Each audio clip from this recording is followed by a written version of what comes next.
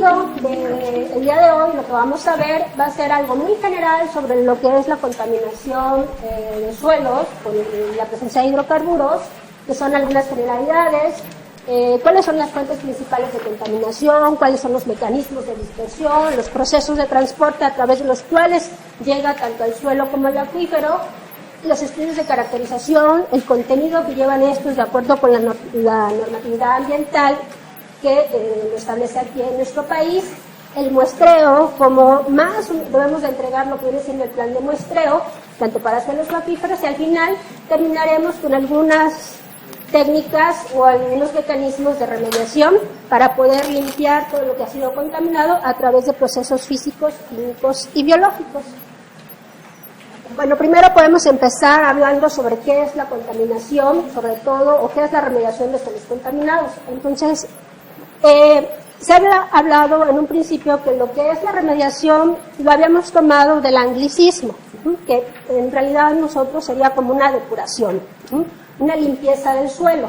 Pero bueno, hasta este momento seguimos utilizando lo que viene siendo el concepto de remediación. Entonces vemos que es la aplicación de técnicas físico-químicas y o biológicas, pues para reparar el daño o la contaminación de algún sitio en específico, y hablemos en esta caso de los suelos contaminados. En nuestro país tenemos a la Ley General para la Prevención y Gestión Integral de los Residuos Peligrosos, y ahí nos dice claramente que se define como remediación como el conjunto de tecnologías en las que se someten los sitios contaminados para controlar o contener los contaminantes hasta un nivel seguro a la salud y al ambiente. Entonces, si nosotros vemos, nos habla de controlar y contener, que no necesariamente eso tiene que ser una limpieza o una transformación de los contaminantes.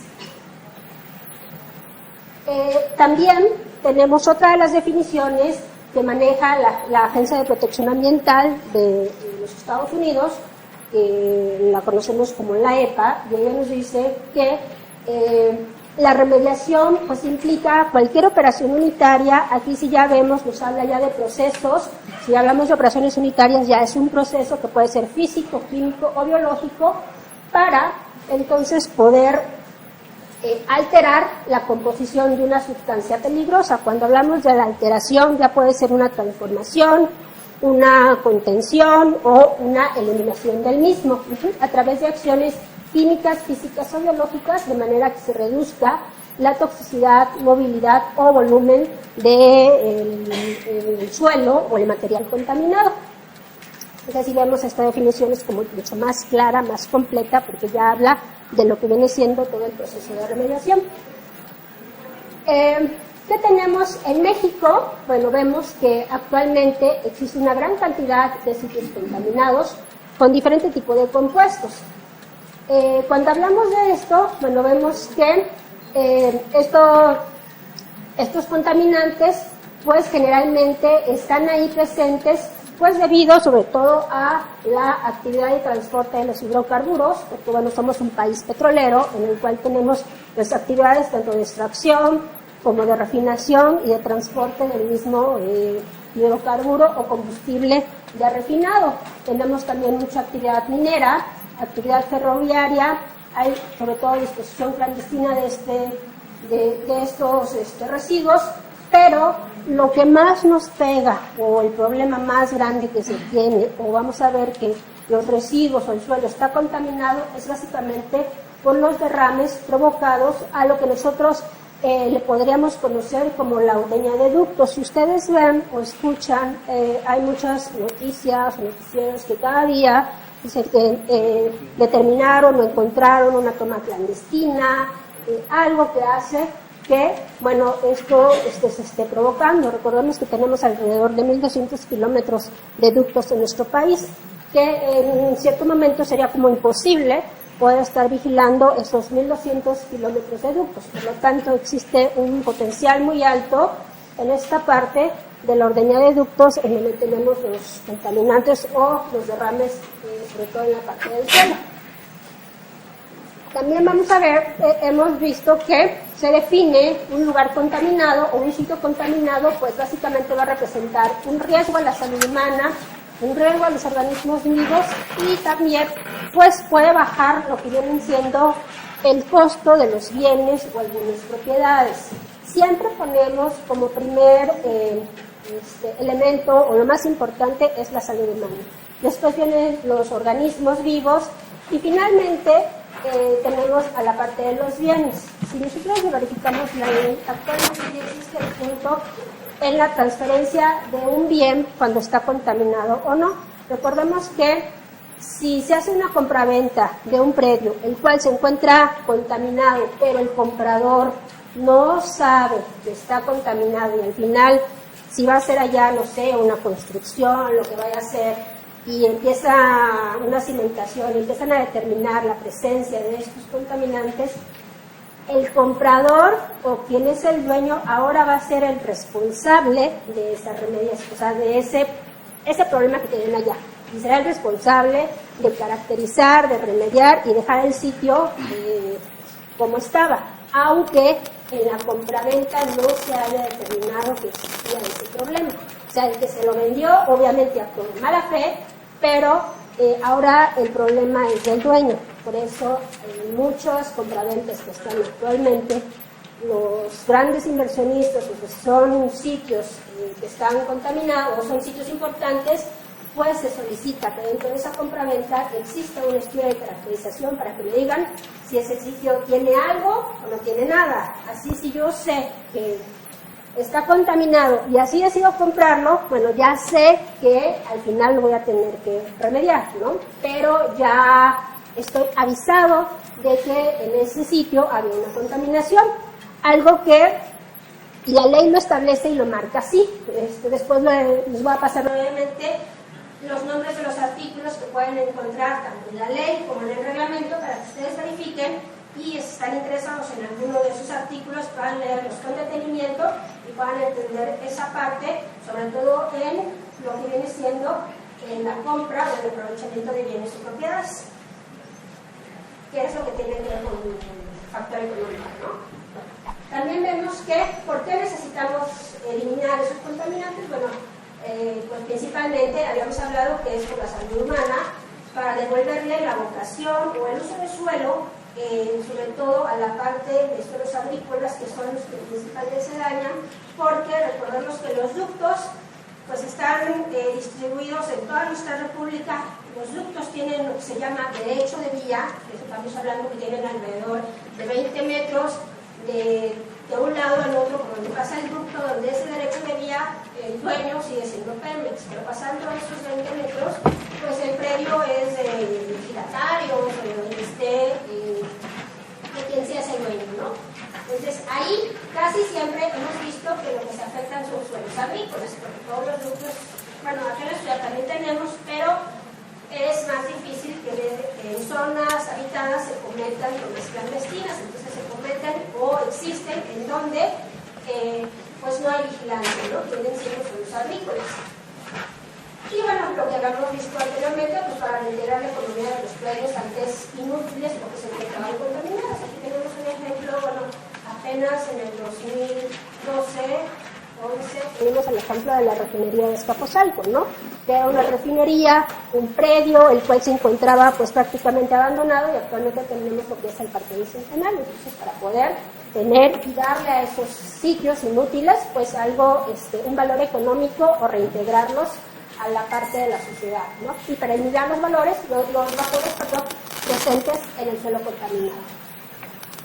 Bueno, vemos también que la contaminación en suelo, hemos visto que antes de considerar el uso de una tecnología para poder remediar un sitio o un suelo que ha sido dañado, pues entonces nosotros necesitamos finalmente contar con información que nos diga exactamente qué tipo de contaminante hay, cuánto es lo que hay, en dónde está.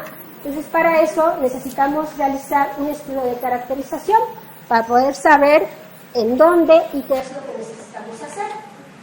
Conociendo, una vez hecho este estudio de caracterización, pues entonces ahora sí podemos conocer la tecnología que vamos a aplicar. Es como cuando estamos enfermos. Sabemos que estamos enfermos, que nos duele el estómago, la cabeza, lo que sea, y necesitamos saber de dónde viene.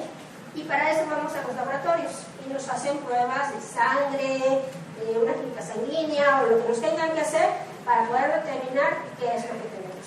Todos esos análisis, todos esos estudios, nosotros en la parte de suelo lo determinamos como estudios de caracterización, y ya que sabemos en dónde está, qué hay y cuánto, pues entonces podemos elegir el tratamiento. Pues una vez que nos hicieron todos estos estudios, nosotros podemos, ya un médico nos puede decir qué tratamiento nos va a dar, si nos tiene que operar, qué medicina nos va a describir para poder sanar. Entonces es lo mismo, pero en la parte nada más aplicada al suelo contaminado. Algunas de las características, vemos que el suelo, gracias a eso, tiene una depuración, o sea, tiene una capacidad de autodepuración, es decir, si se contamina el suelo por los hidrocarburos que se encuentran allá y la actividad biológica o algunos procesos físico-químicos, esos contaminantes pueden eliminarse a través del tiempo. Sin embargo, casi en todos los derrames que se tienen, pues es tanta la contaminación que superamos esa capacidad de autodepuración que tiene el suelo. Por eso es necesario tratar a los sitios contaminados.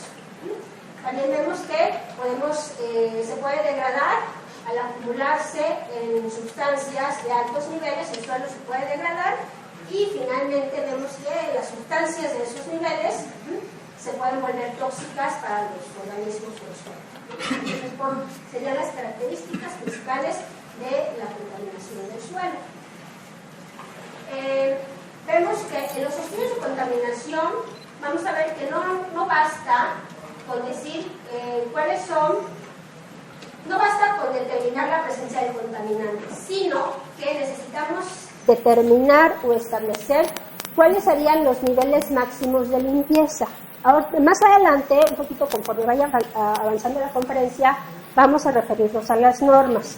Existe en México la normatividad ambiental, pero puede ser que en cierto momento no nos interese, bueno, no es que no nos interese, sino no quisiéramos o no nos convenga, más bien, apegarnos a lo que marca la normatividad. La normatividad tiene la opción de decir, si usted no quiere llegar a los límites máximos permisibles, tiene la opción de establecer sus propios niveles basándose en un estudio de evaluación de riesgo a la salud o al ambiente. Entonces, tenemos esa opción de poder decir que si no queremos lo que marca la normatividad, establecerlo de acuerdo a una evaluación de riesgo a la salud.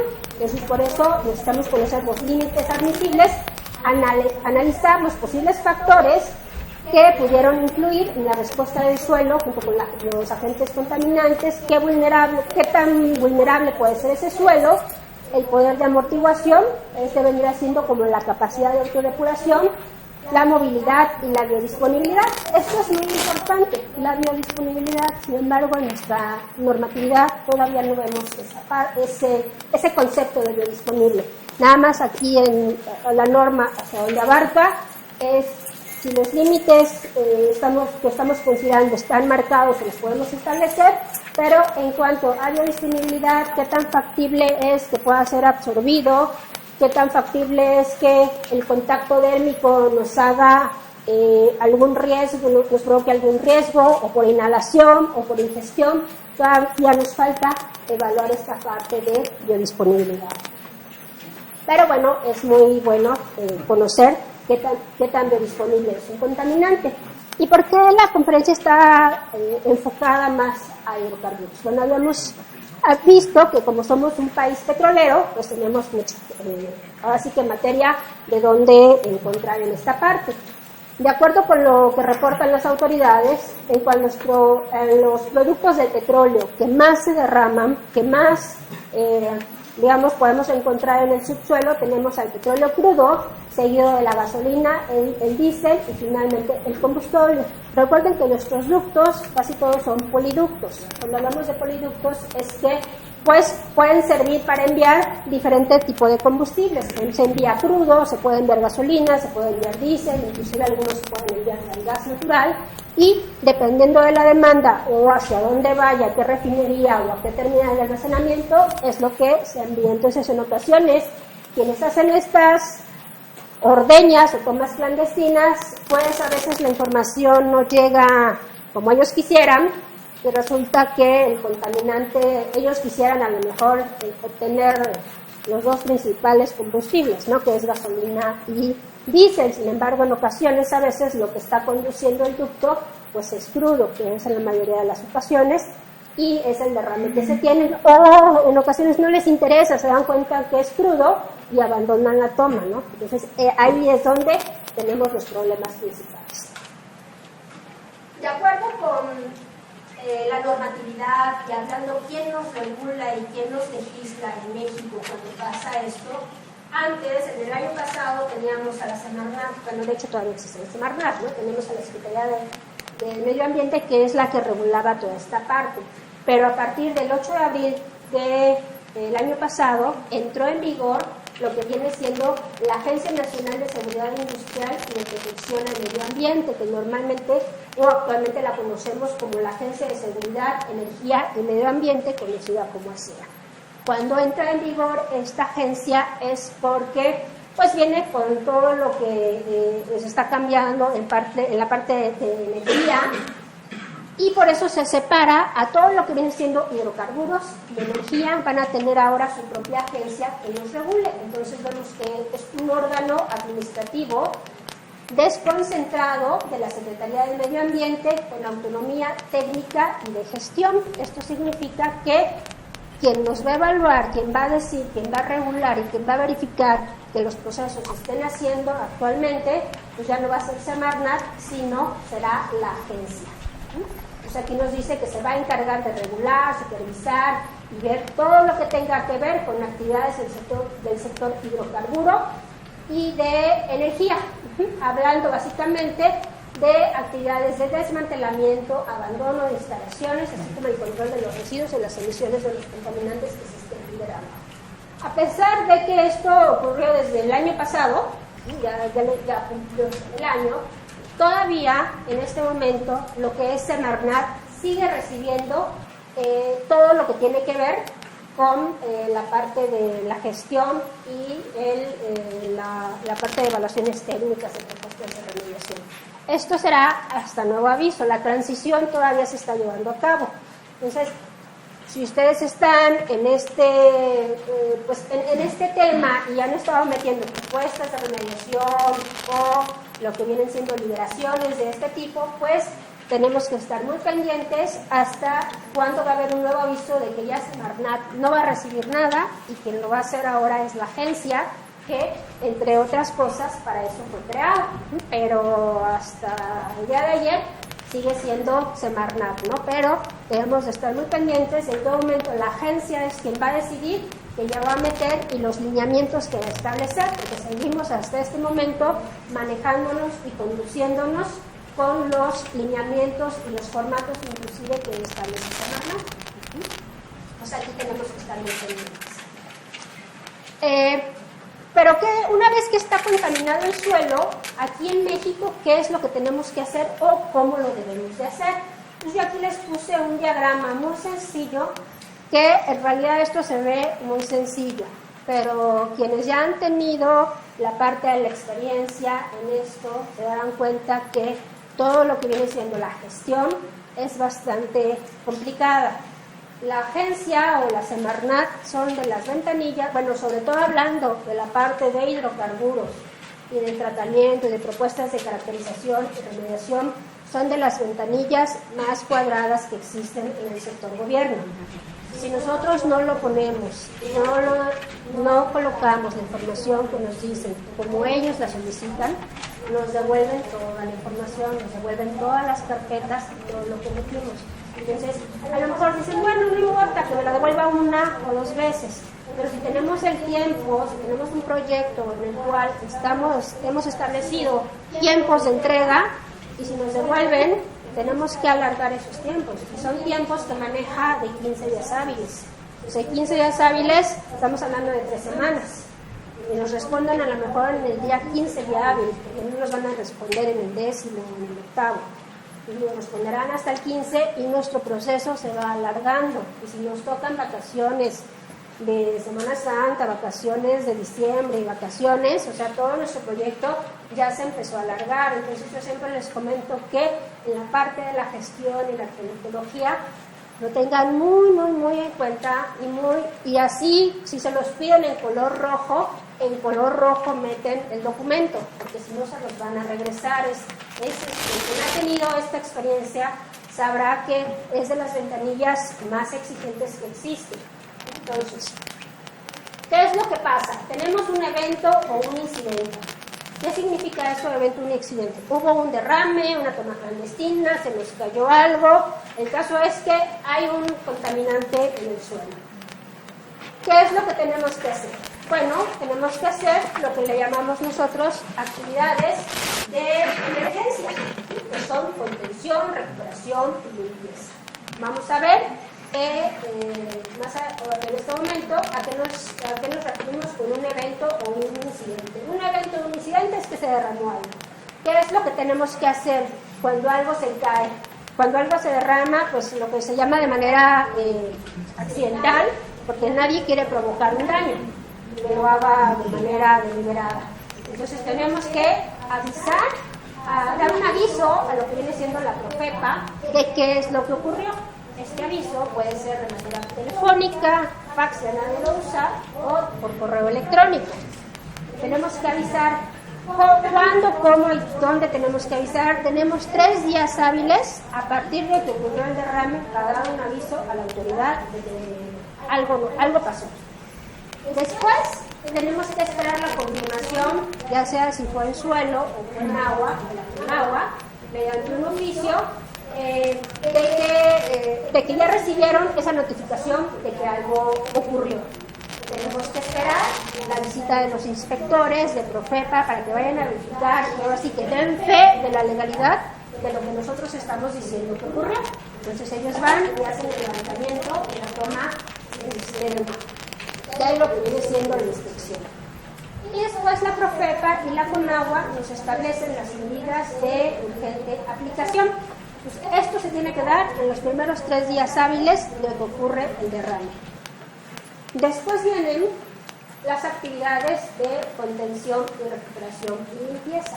¿Estas actividades qué significan? Bueno, es como cuando se nos derrama un vaso con agua.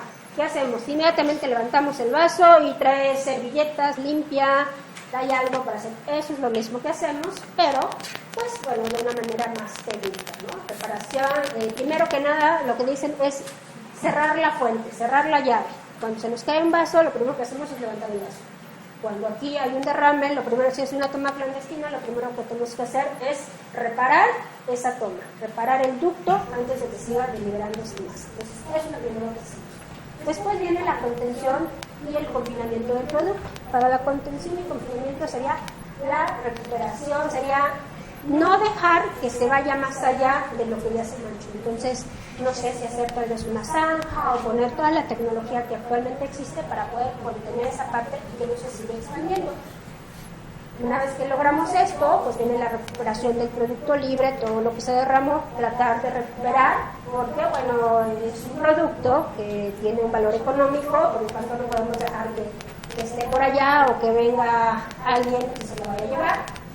Después vamos a retirar el material impregnado, que ustedes, yo creo que la mayoría han visto algunas fotografías, sobre todo manglares, cuando ocurre en el mar, ¿no? De toda la vegetación que fue dañada y que realmente aparece como negra o chapopote. Bueno, ya no se puede recuperar, ya no la podemos limpiar, no podemos hacer que esas plantitas, ese manglar vuelva a vivir. Eso es lo que tenemos que hacer, pues es disponerlo como un residuo peligroso.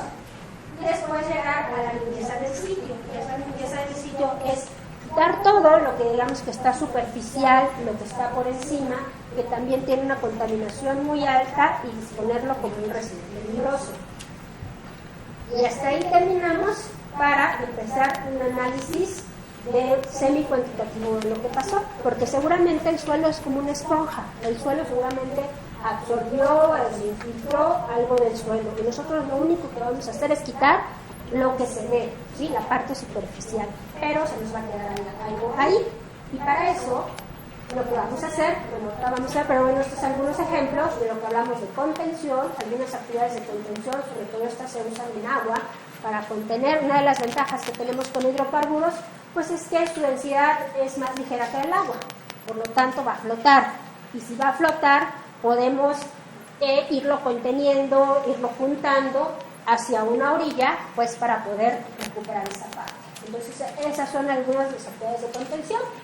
Algunas actividades de recuperación, bueno, pues ya que lo tenemos, pues entonces ese producto necesitamos juntarlo, lo que todavía se ve, lo que todavía está líquido, necesitamos juntarlo, pues para, si no mandarlo a disposición, mandarlo, dependiendo de lo que sea, ya sea una refinería o de donde venía. Luego tenemos unas actividades de limpieza, es lo que yo les comentaba, que es la limpieza. Cuando vemos toda esta parte superficial, eso es lo que quitamos, porque esta no va a poder ser remediado ni con un proceso biológico, jamás va a poder remediar esta parte. Tal vez un físico-químico sí funcionaría, pero lo más recomendado es disponerlo como un residuo peligroso, lo que viene siendo lo que se encuentra encima. Y ya básicamente, aparentemente parece que queda limpio, pero queda limpio nada más lo que viene siendo la parte superficial. Todavía tenemos que ver qué es lo que pasa en la parte del subsuelo. Una vez que terminamos todas estas actividades, que lo dejamos aparentemente limpio, entonces ahora viene la caracterización, que son los trabajos que establece la norma quien regula, o donde podemos ver qué se establece tanto para caracterización y remediación, es la norma 138 Semarnat, que acaba de cambiar apenas, porque antes manejábamos la 2013, hace apenas, manejábamos 2013, y en el 2013 entró en vigor esta que aparece como 2012. Recordemos que tenemos como 60 días para que pueda ser aplicada. Entonces tenemos esta modificación que hubo en la norma, que ahora es con 2012, tenemos también la 147, si es que tenemos alguna contaminación con metales pesados. Y bueno, otra de las cosas es que cuando las concentraciones de hidrocarburos del suelo rebasan los límites establecidos en la norma, o en lo que marca lo que viene siendo las leyes, entonces debemos presentar un informe de la caracterización del sitio con la propuesta y los programas de remediación. ¿Eso qué significa?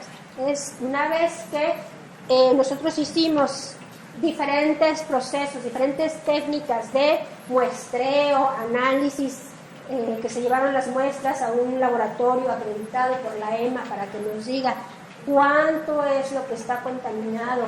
Ya hicimos una configuración de la pluma de contaminación, sabemos su extensión horizontal y su extensión vertical, por lo tanto tenemos la capacidad de poder hacer la ubicación y decir exactamente es un poco complicado porque está en el subsuelo, pero podemos estimar el volumen del suelo contaminado, pues entonces estaremos en la disposición de poder establecer una tecnología de remediación y presentarle a la autoridad un programa de remediación para que nos digan si ese programa les parece acorde o no a lo que les estamos presentando.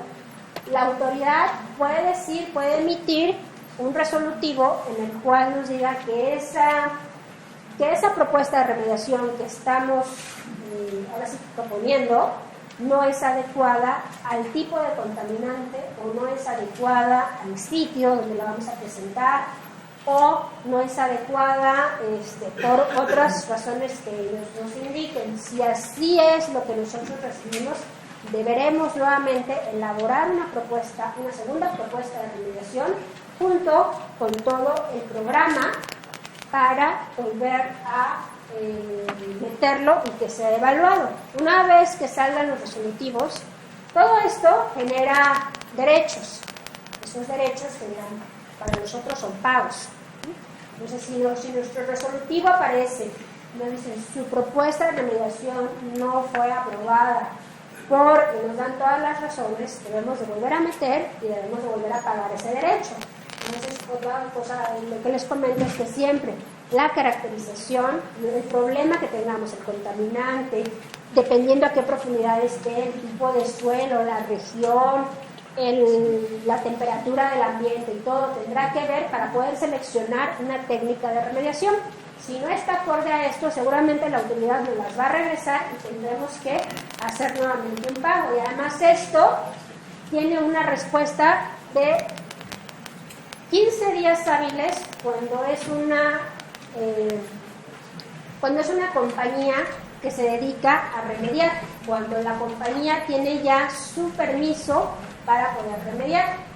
Cuando no es una compañía, porque también la norma nos dice que puede ser una persona que demuestre, una persona física que demuestre capacidad para poder hacer este tipo de remediaciones, o puede ser una universidad.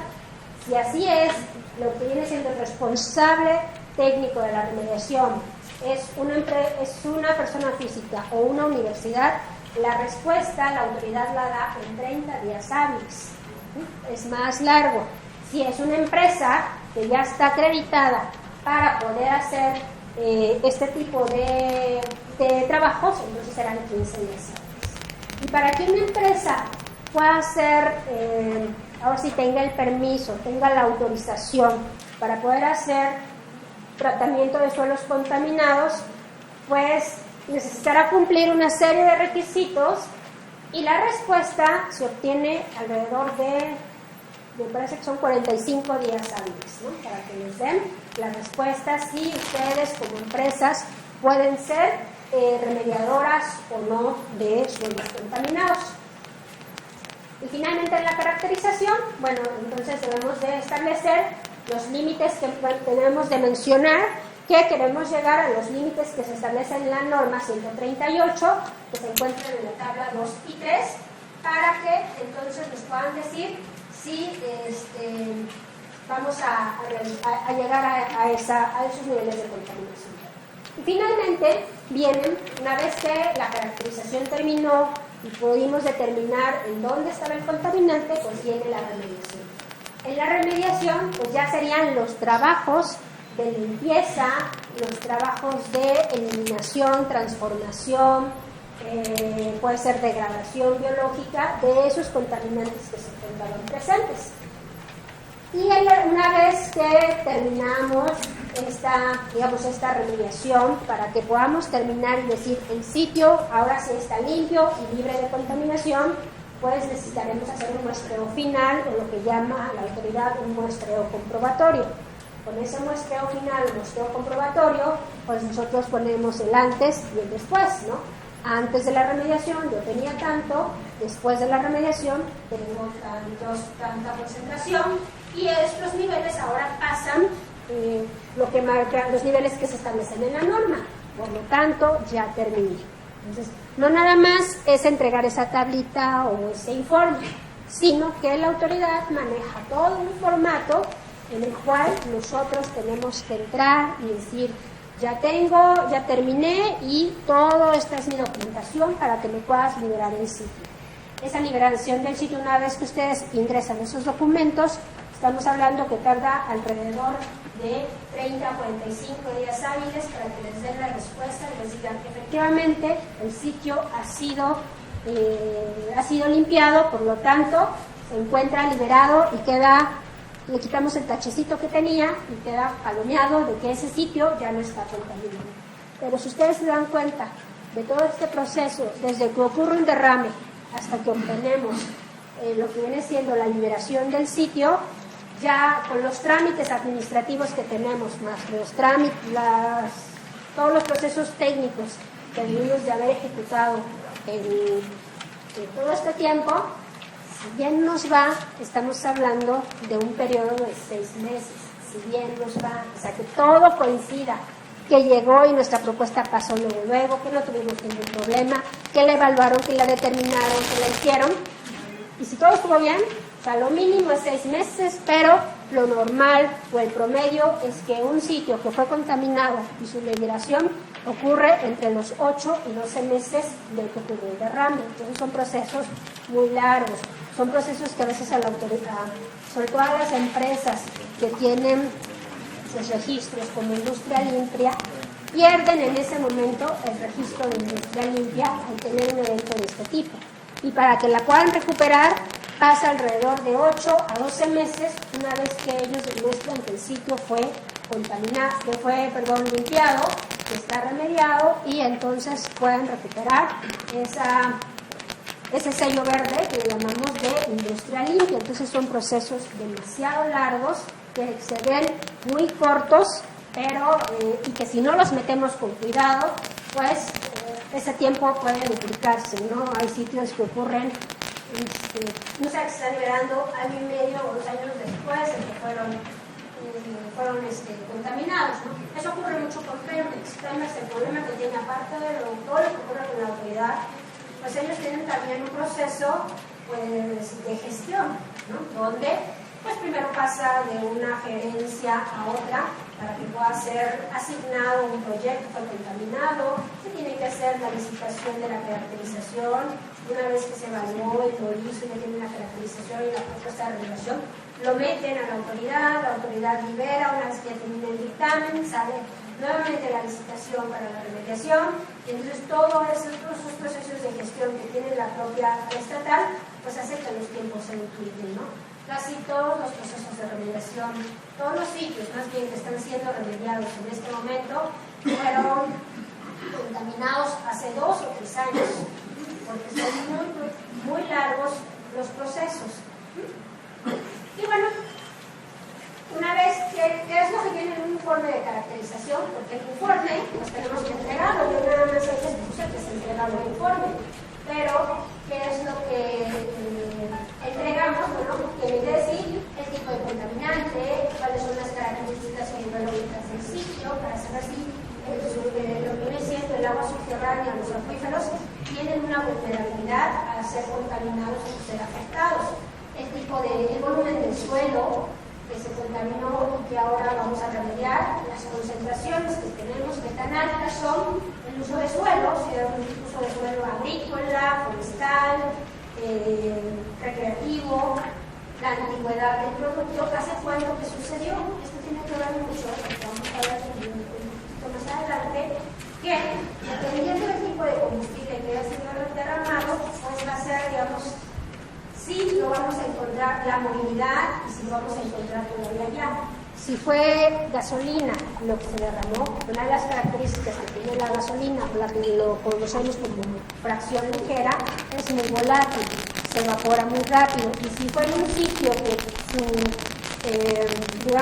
su presión atmosférica y su temperatura hace que sea hay mucha evapotranspiración, pues entonces seguramente ese contaminante ya no tiene, y si se encontró además en una parte no tan profunda la contaminación, sino en una zona somera, seguramente pues la concentración habrá disminuido. Pero si lo que se derramó fue un producto muy pesado, como puede ser el crudo, pues el crudo no se va a evaporar, el crudo no se va a mover porque el crudo es mucho más denso. Entonces, seguramente lo encontraremos en donde todavía se encuentra contaminado. Por eso es importante la antigüedad del producto. ¿Y qué técnicas podemos aplicar? Pues bioremediación, extracción de vapores, estabilización, algunos procesamientos.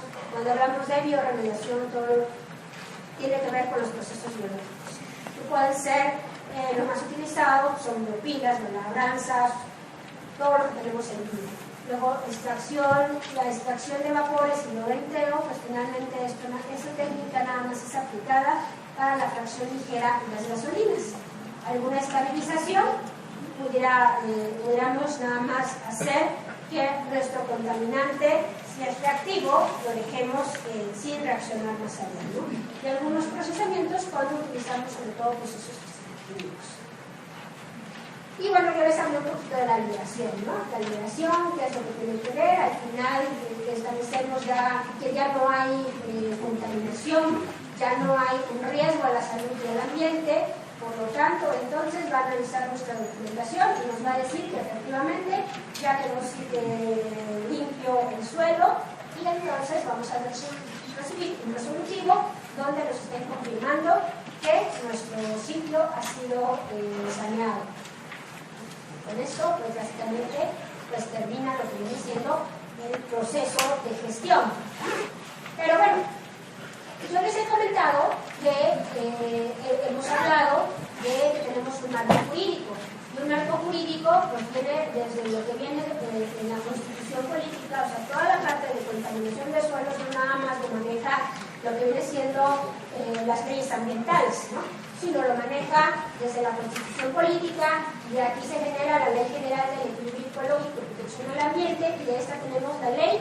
Esto es básicamente la que nosotros utilizamos en la parte de suelo, la Ley General para la Prevención y Gestión Integral de los Residuos, los reglamentos y las normas oficiales, tanto las NOMS como las NMX, que son los métodos de prueba. Que tenemos, aplicamos, les he mencionado, la 138, la 141, la 147, y aquí falta la 121, la 21, perdón, que habla sobre los lineamientos de fertilidad del suelo. Y los métodos de prueba, que también debemos de estar muy pendientes de estos. Estos métodos de prueba son los que nos da el laboratorio, pero actualmente, antes del 2013, todos los métodos de prueba estaban referenciados a métodos EPA. Pero ahora, a partir del 2013, todos los métodos tienen que estar referenciados a la normatividad mexicana, que son NMX. Estas son fracción ligera, fracción media, fracción pesada, los monoaromáticos, los aromáticos y los metales y metaloides. Bueno, todo eso viene porque entonces vamos a ver, tenemos que, en la caracterización tenemos que hacer una determinación, yo les había dicho, cuantitativa y cualitativa de los contaminantes. Debemos de estimar la magnitud, el tipo de este contaminante, y con eso poder determinar la extensión de lo que les he venido hablando, las acciones de limpieza que vamos a implementar, qué costos va a representar, y sobre todo podemos también con un estudio de caracterización definir responsabilidades de reparación de daños, porque en ocasiones resulta que alguien va a comprar un predio, por ejemplo, les hablaba hace un momento, va a comprar un predio y resulta que encontró contaminación, y a lo mejor como vecino tienen una estación de servicio que tiene gasolina, y como del otro lado tendrán una fábrica y encontraron contaminación. Entonces seguramente fue la estación de servicio, porque es la que maneja en mayor cantidad estos combustibles, pero tendríamos que ver cómo va la dirección del flujo, qué tipo de contaminante tenemos, hacia dónde llegó, para llegar y decir, no, tal vez la estación de servicio no fue la culpable, sino fue la empresa que tenemos a un lado, la que sin darse cuenta tuvo una fuga y se estuvo contaminando todo el tiempo, y es lo que ahora aparece en nuestro predio. Entonces los estudios de caracterización sirven para poder determinar quién es el responsable del daño.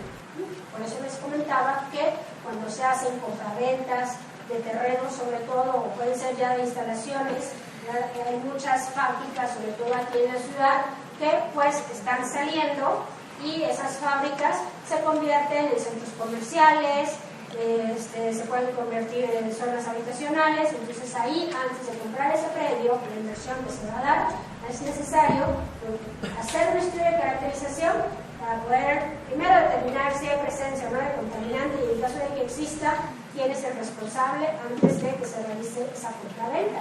Recuerden que si no hacen eso, ustedes ahora sí, como coloquialmente se podría decir, ¿no?, cargan con el muertito.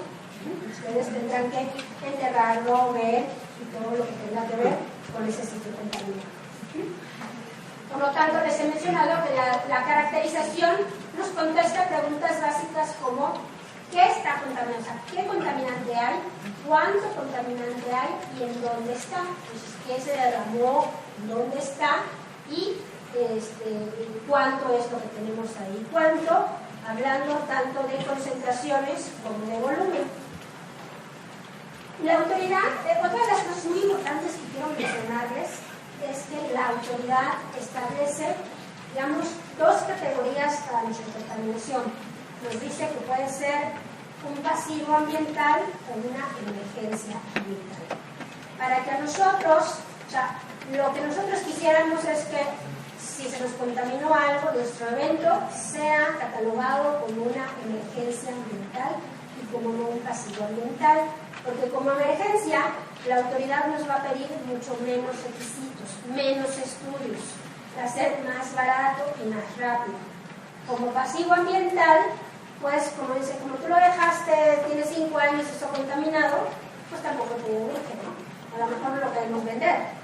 Como nunca hicimos nada por hacer o por remediar eso, pues entonces la autoridad también nos pide más estudios, nos sale más caro y es mucho más largo el tiempo. Entonces, ¿cómo saber que puede ser catalogado nuestro evento como un pasivo o como una emergencia?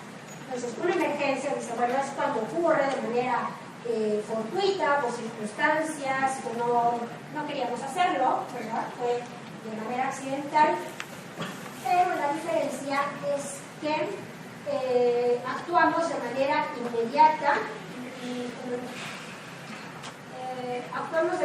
inmediata para contener las actividades. Se derramó, avisamos luego a la autoridad de que tuvimos un evento y entonces empezamos a limpiar, a ver lo que podríamos hacer. Cuando hacemos esto y la autoridad tuvo el aviso 3 días hábiles antes, después de que ocurrió esto, pues entonces nos puede clasificar nuestro evento como una emergencia ambiental. Pero si nosotros a lo mejor nunca nos dimos cuenta, resulta que había un tanque y tenía, no sé, una tubería de media pulgada o de un cuarto muy pequeñita y tuvo una fuga. Y estuvo ahí saliendo, y se fue tan poquita, es como cuando no cerramos bien el agua, la llave del agua, y tenemos una gota que está y si estuvo cayendo durante 5 años, pues cuando se derramó, nunca nos dimos cuenta que teníamos esa fuga hasta que algo pasó, a lo mejor íbamos a cambiar el tanque, íbamos a hacer algo y nos dimos cuenta que está contaminado. Como es algo que no supimos en qué momento pasó, cuándo pasó, pues entonces va a quedar clasificado como un pasivo. Eso puede ser una de las características, o lo que ocurre a veces con algunas paraestatales que cuando tienen el evento van y hacen las actividades, pero pues no tienen dinero como para decir, en este momento voy a hacer una vez la caracterización, voy a empezar con la remediación. Entonces, como se deja pausado también por la parte de la gestión, pues casi todos los eventos que ocurren con tomas clandestinas son catalogados como pasivos ambientales y no como emergencias. Por eso es que les haya publicado la paraestatal para hacer todas estas remediaciones. Y otra de las características que tenemos también en cuenta, una vez alguien me preguntaba, bueno, y nosotros, por ejemplo, estábamos en un laboratorio de escuela y utilizamos combustibles para medir motores, hacerlos funcionar, o en las fábricas, utilizamos realmente muy poquito. Y tuvimos, o sea, no nos dimos cuenta y alguien pasó y se rompió la tubería o se derramó. Bueno, tuvieron un evento. ¿Qué es lo que debemos de hacer? Debemos de haber avisado a la autoridad, debemos de limpiar nada más porque fue tal vez en una plancha de concreto, dentro del campo. Entonces, ¿qué teníamos que hacer? La autoridad dice, si lo que se derramó no excede de 1 metro cúbico, entonces lo único que tenemos que hacer es aplicar de manera inmediata acciones para limpiar. O sea, se cayó, se rompió, entonces en ese momento limpiamos, remediamos y lo anotamos en nuestra bitácora. Seguramente todos los laboratorios o todos estos cuentan con procedimientos establecidos. ¿Qué hacer en cada evento? Entonces se registran las bitácoras de estos procedimientos y no es necesario avisar a la autoridad. Si ya lo limpiamos, quedó y pudimos controlar.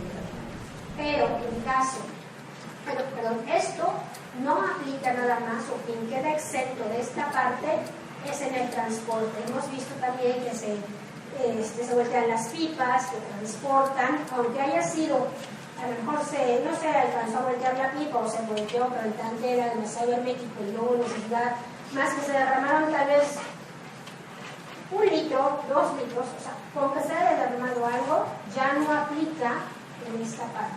¿Sí? Es la única excepción a la regla que establece la norma en el artículo 129. Ahora, cuando es más de 1 metro cúbico, ustedes si revisan el reglamento van a ver que mayor a 1 metro cúbico, pues entonces sí tenemos que hacer todo el proceso que ya les enseñé de avisar a la Profepa 3 días hábiles de que ocurrió nuestro derrame y empezar con todo nuestro proceso de las acciones inmediatas de limpieza, la caracterización, la regulación, las propuestas y todo lo que nos pide la autoridad para que nuestro sitio sea liberado al final.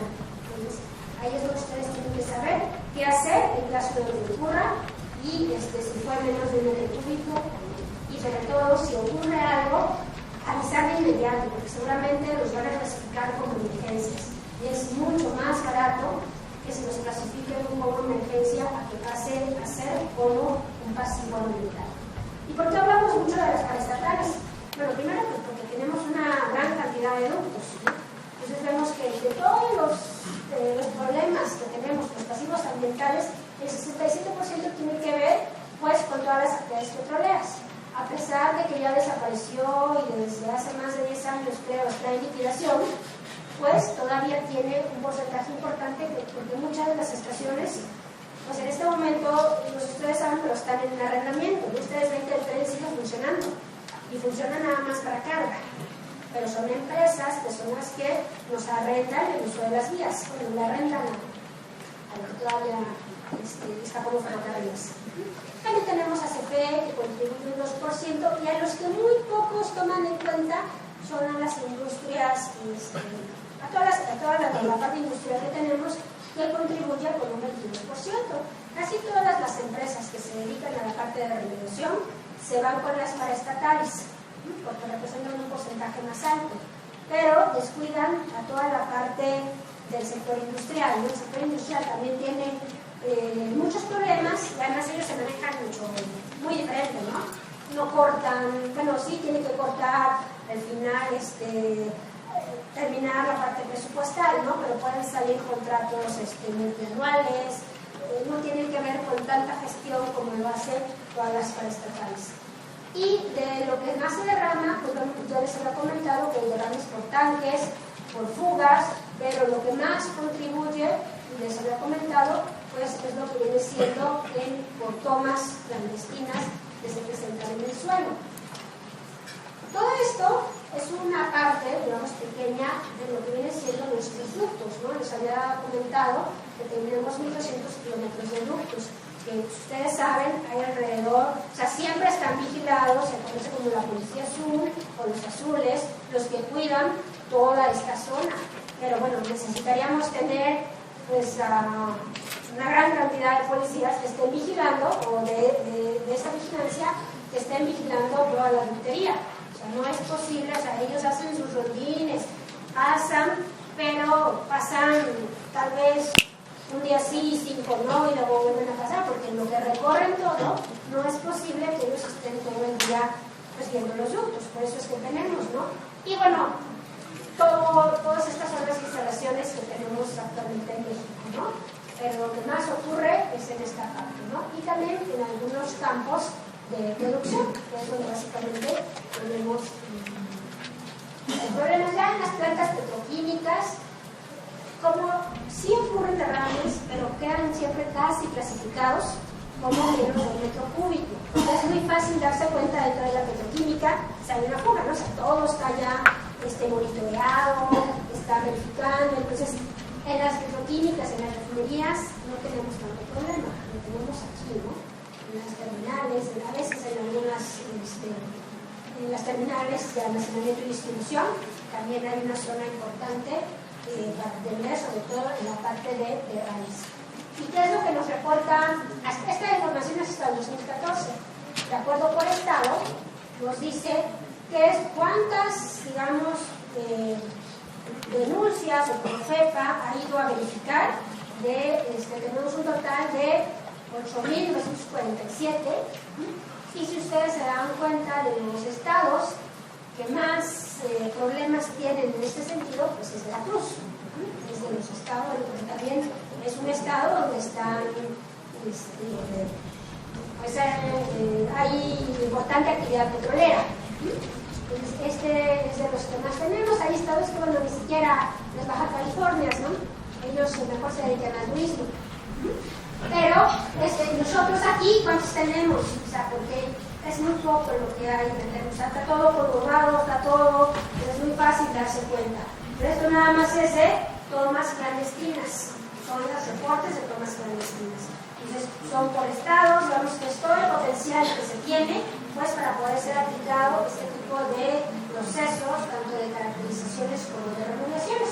Les he hablado de la normatividad 138, y en esta normatividad nos dice que dependiendo si tenemos hidrocarburos, aquí los clasificamos como fracción pesada, fracción media y fracción ligera. Para entender un poco fracción pesada, recuerden que los hidrocarburos son cadenas de carbonos. Entonces, cuando hablamos de fracción ligera, se supone que nada más se evalúa de C5 a C10, cadenas de carbono de C5 a C10, que es, ahí queda incluida la gasolina, porque la gasolina lo que más tiene son octanos, ¿no? Cadenas de muchos carbonos. Después viene el diésel, que el diésel evalúa el rango de evaluación del diésel, que vendría siendo la fracción media, pues entonces ahí tenemos que evalúa del C10 al C18, cadenas de C10 y C18. Y en la fracción pesada la pone a partir del C20 en adelante. Entonces, dependiendo de lo que se nos haya derramado, son los análisis que tendremos que determinar, tenemos que contratar al laboratorio. Si por ejemplo se nos derramó diésel, pues tendremos que medir fracción ligera y los poliaromáticos. Si se nos derramó tal vez gasolina, pues tendremos que solicitar que nos evalúen fracción ligera y los BETEX, que son los poliaromáticos. Pero si se nos derramó crudo o mezclas, que no sabíamos qué era, pues entonces tendremos que evaluar todas las fracciones que establece la normatividad. ¿Cuáles son los límites? Les había hablado de límites, depende del uso de suelo, que puede ser un uso agrícola, un uso residencial o un uso industrial. Si tenemos fracción ligera, o sea, hasta C5, nos dice que para los primeros dos son 200 y cuando llegamos a la parte industrial sube hasta 500. Para la media hablamos de 1200 a 5000 y para la pesada de 3000 a 6000. Cuando tenemos un uso de suelo mixto, pues entonces le vamos a donar el más bajo. Hablamos de suelo mixto, que a lo mejor estamos nosotros aquí, y este es un uso de suelo, lo podemos catalogar como residencial, y al ladito tenemos una empresa que está catalogada como industrial, y hubo un derrame y contaminó allá y aquí. Entonces, no va a decir, allá lo limpias pues si fue gasolina, lo limpias a 500 y aquí adentro a 200. Si es mixto, pues tomaremos el más bajo de los dos sitios, pues vas a dejar a lo que establece los dos sitios. Es como lo que establece la norma. Y estos son para los diferentes, estos son los monoaromáticos, que son los de diferencia metileno, y estos 6 son los poliaromáticos que solo se evalúan básicamente cuando tenemos diésel.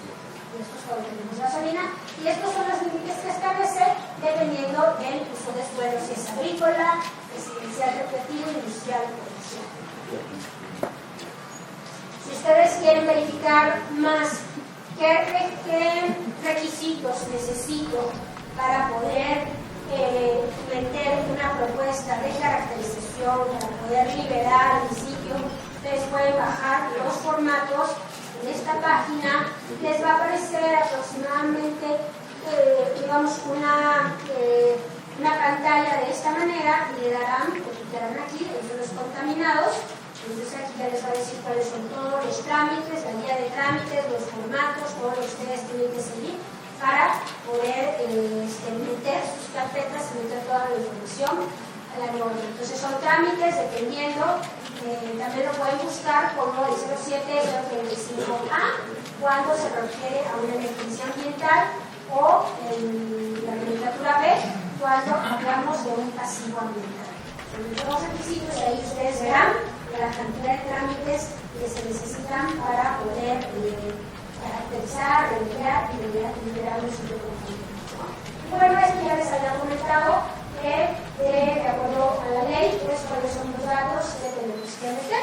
Tenemos que meter los datos del responsable técnico de la remediación. El responsable técnico de la remediación no es el responsable de quien contaminó, sino ahora el responsable de quien caracteriza. Es como el médico. ¿Quién te va a operar? El médico. ¿Cuál es su cédula? Esta es su cédula. Lo mismo. ¿Quién va a hacer la remediación? la empresa ABC. ¿Cuál es su registro que tiene? Porque le da un registro a la autoridad, que es el número tal, nada más la autoridad verifica que ese número que esté en las empresas autorizadas y que haya cumplido con todo lo que le solicita, no van a tener ningún problema. A eso se refiere los datos del responsable. Bueno, quiero que ya les había comentado la distribución de las acciones, el programa y las actividades, el uso del suelo que se le dará al sitio una vez que haya sido remediado. Bueno, y este es el responsable técnico que yo les había comentado al principio, que puede ser una empresa que se dedique que esté autorizada para eso, o puede ser una institución de educación superior o una persona física, la cual tendrá que demostrar que pues, tiene la capacidad técnica para poder realizar o ser responsable de la remediación. Y los tiempos pues cambian, ¿no? Si es una empresa son 15 días y si es una institución de educación superior o una persona física serán alrededor de 30 días. Cuando hablamos de, bueno, pues sí, ya se nos había pasado un poquito, pasar un poco más. Y cuando hablamos de la caracterización, les había dicho que es lo que hay, y existen dos formas de hacer las caracterizaciones. Es una caracterización preliminar y una caracterización detallada.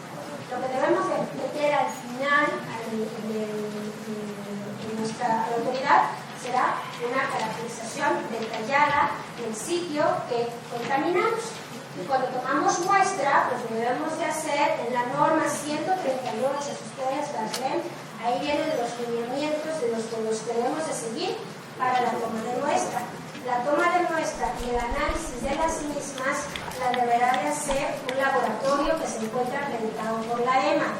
En la toma de muestra se dice que quien lo hace es un signatario, el cual se supone que fue evaluado por Profepa como por EMA para saber que el método de muestreo lo está haciendo adecuadamente con marcas de profundidad.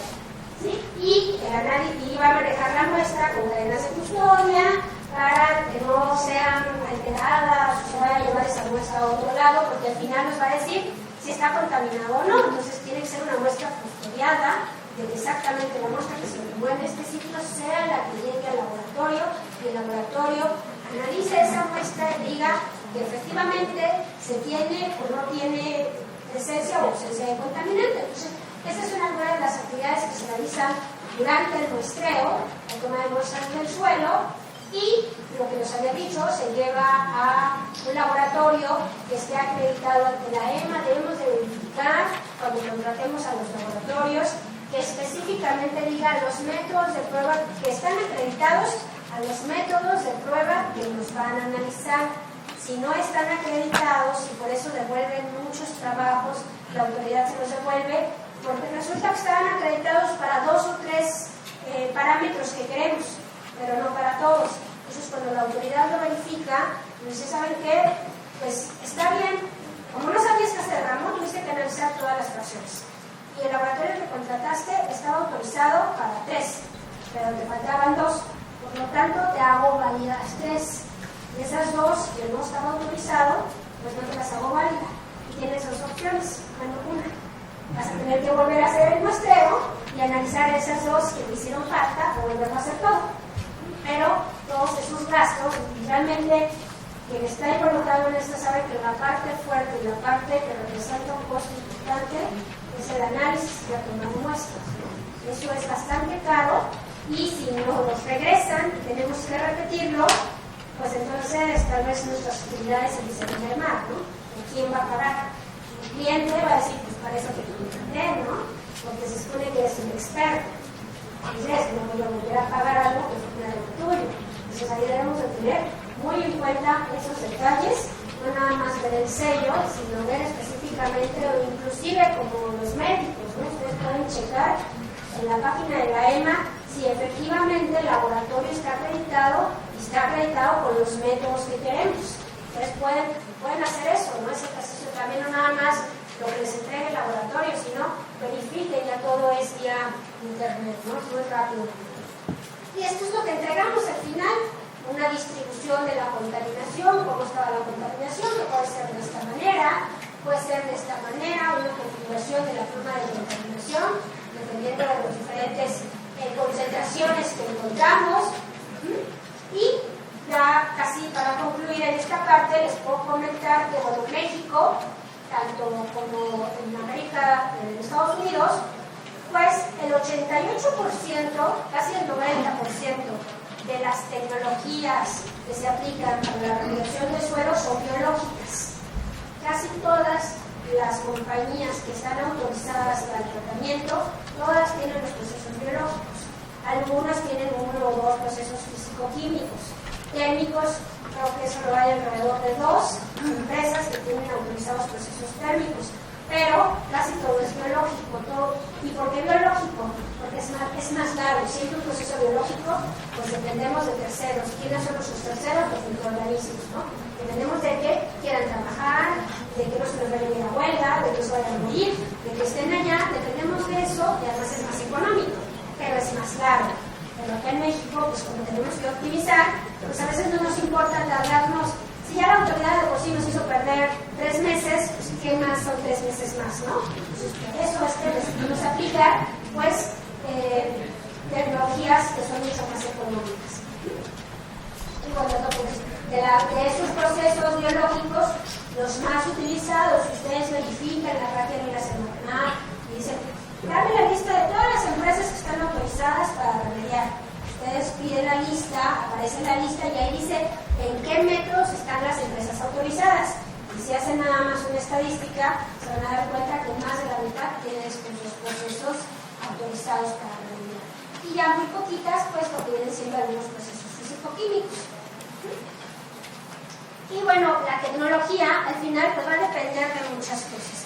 O sea, ¿qué proceso vamos al final a seleccionar y decir, este es el adecuado para tratar el suelo contaminado? Pues dependemos del contaminante, de la concentración, de su extensión, de su profundidad, de qué acceso tenemos. A veces tienen que tener muy en cuenta eso. ¿Qué acceso tengo al sitio contaminado? Porque a veces propongo cosas muy bonitas, pero cuando vamos a hacer, me dicen, sí, pero la única puerta por donde puede entrar el equipo mide 90 centímetros. O lo vas a volar, o vamos a hacer un cuerpo en el techo, o vas a desbaratar tu equipo para meterlo por allá. Entonces, debemos de tomar en cuenta los accesos que podemos tener y qué es lo que necesitamos hacer. A lo mejor se ocurre en un centro comercial, les dice, pues ¿saben qué? Solo en un centro comercial no pueden verse que se están haciendo actividades, ¿no? Y nada más en la noche, pues se ocurre en el aeropuerto, en el aeropuerto también ocurren actividades de este tipo. Y no pueden decir, se cierra la pista 2 meses, ¿eh? Y a ver qué hacen. Entonces, son sitios que tenemos que ver todas esas actividades, los tiempos que nos van a dejar trabajar, cómo se va a hacer, que a veces no se consideran cuando se hace la selección de la tecnología de remediación. Y bueno, la clasificación pues va a depender del tipo de proceso que vayamos a elegir. ¿Y cuál es la mejor? Pues la mejor será pues aquella que nos cumpla los objetivos que nosotros nos planteamos al final, en cuanto a costos, tiempos y que finalmente hayamos alcanzado los límites de contaminación que nos establecimos para poder remediar y que nuestro sitio sea liberado. Y los elementos que definen el éxito de una remediación pues va a ser la reducción del riesgo, alcanzar los objetivos en el menor tiempo y alcanzar los objetivos en el menor costo posible. Eso es lo que va a hacer que nuestra tecnología sea eficiente, haya sido viable. ¿Cuáles son los requisitos, sobre todo, para que nuestra remediación sea, sobre todo, aceptada por la autoridad? Esta es la que evaluamos. No transferir los contaminantes de una matriz a otra. Cuando hablamos de una matriz a otra, que si la tenemos en suelo, no la pasemos en agua, si la tenemos en suelo, no la pasemos al aire, o sea, no transferir esto. Que también sea irreversible, que no vaya a ser que quedó limpia y después de un tiempo vuelva a surgir nuestra remediación. Entonces, si es un proceso físico-químico, si es reversible la reacción, pues estos son los que les va a evaluar la autoridad si es acorde a lo que ustedes están proponiendo. Y bueno, Pues con esto concluyo. Esto es un tema muy amplio, que da para más. Tenemos un curso que se da aquí, donde nos abocamos un poquito más a ver las tecnologías, a ver los procesos. Y pues bueno, con esto termino el día de hoy.